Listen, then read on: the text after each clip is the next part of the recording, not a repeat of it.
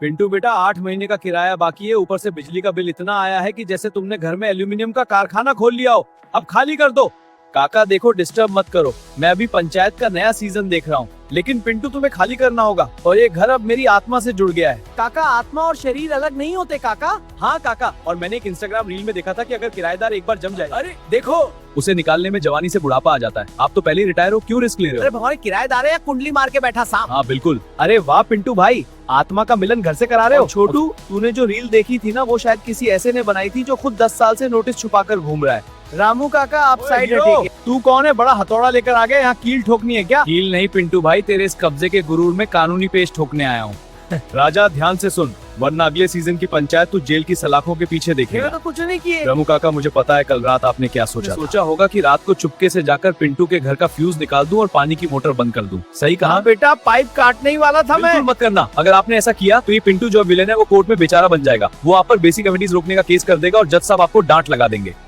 कानून कहता है गुस्सा नहीं, कागज चलाओ। तू अब सुन पिंटू, तेरा ज्ञान झाड़ता हूँ। तू सोच रहा है ना कि कोर्ट में 20 साल लगेंगे? बेटा, अब आ गया है द मॉडल टेनेंसी एक्ट और समरी सूट, इसमें गवाहियां नहीं चलती, सीधा कागजों पर फैसला होता है। भाई, ये समरी सूट क्या होता है? जैसे गर्मियों वाले कपड़े? अरे नहीं, फैशन डिजाइनर।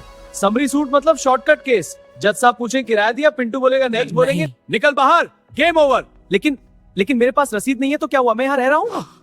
यही तो फंसा तू। बिना रेंट एग्रीमेंट या बिना किराए के रहना तुझे ट्रेसपासर बनाता है। क्या बकवास है ये? शांत रहो। और अगर रामू काका ने एफआईआर कर दी तो पुलिस डंडा लेकर आएगी। पुलिस?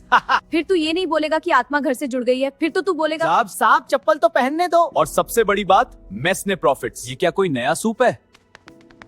नहीं, ये वो जुर्माना है जो तेरी जायदाद कुर्क करवा देगा। मान ले घर का किराया 5000 है, कोर्ट बोलेगा कि तूने जबरदस्ती कब्जा किया, इसलिए अब तू 10,000 प्रति महीना देगा, वो भी बाहर जाओ। अपना ढाबा खोल लेते। चल भाई, बैग पैक कर, यहाँ तो लेने के देने पड़ रहे हैं। काका, वो मैं तो बस चेक कर रहा था। अपना ढाबा खोल लेते। चल भाई, बैग पैक कर, यहाँ तो लेने के देने पड़ रहे हैं। काका, वो मैं तो बस चेक कर रहा था कि आप गुस्सा होते हो या नहीं। मैं कल ही खाली कर रहा हूँ। हाँ, कल ही खाली करना।